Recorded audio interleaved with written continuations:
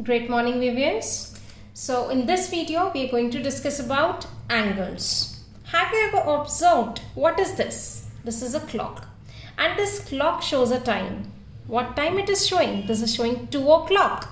Now if you look very carefully, there is some distance between these two lines. Similarly, if it represents 5 o'clock, the distance increases. So what do we call it as? This is called as the angle. So we can say an angle is formed by two rays. You can see these two are rays with a common initial point. This is the common initial point. These two rays which are forming the angles are called the arms of the angle, or we can say sides of the angle. And this common initial point of two rays, which is while forming the angle, this point is called as the vertex. So if I only look at this picture, this will look like this. This is the arm, this is the arm, this is the common initial point which is the vertex, and this forms an angle. Now let's talk about where we can see the angle in our real life. Have you ever observed the laptop screen when you're opening it? How does it look like? It forms an angle on the side. Similarly, you can see the windows, the doors around us. These all things are forming the angles. Even if you talk about these two pens, let's talk about these two pens, and I can form an angle using it also. So you can see this is how the angle is formed. Now let's talk about how to name the angle. So there are three ways of naming the angle. First way, first of all, let me give the name to this. Okay. So what is this? This is MON. So first way of writing an angle, naming an angle, we would rather say, we will write this angle sign, just to represent that we are talking about the angle, and we can start from the one end and we move on like this, MON.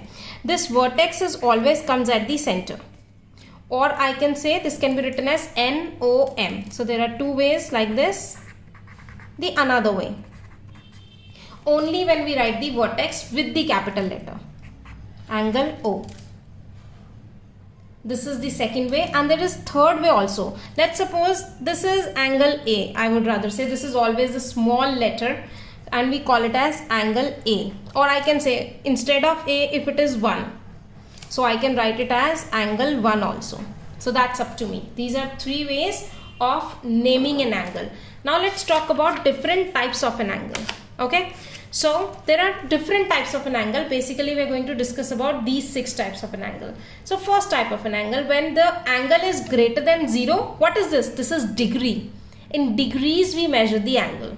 This is the unit of angles. So the angle which is greater than 0 degree but less than 90 degree, such angle are called acute angle. When the angle is exactly 90 degree, this is called as right angle. When the angle measures more than 90 degree but less than 180 degree, such angles are called obtuse angle. When the angle measures exactly 180 degree, then we call it as a straight angle. Now when the angle is greater than 180 degree but less than 360 degree, such angles are called reflex angle. And exactly 360 degree, we call it as complete angle. Now let's see how does it look like. So all the angles which are acute angle, they look like V. So let me just close this. So all the angle which looks like V are called the acute angle. The right angle always looks like a corner, like this.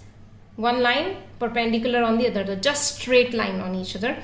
Obtuse angle, you can say a V is little more stretched, a wide open V. Such type of angles are obtuse angle. The straight angle looks like a straight line. The reflex angle, we are talking about the outside of the angle now, not the inner part of the angle, the outer of the angle. And the complete angle, when it overlaps after completing one whole rotation. So these are 6 types of an angle. So I hope you have understood it. You can revise it from your book also. Till the time, take care of yourself. Bye.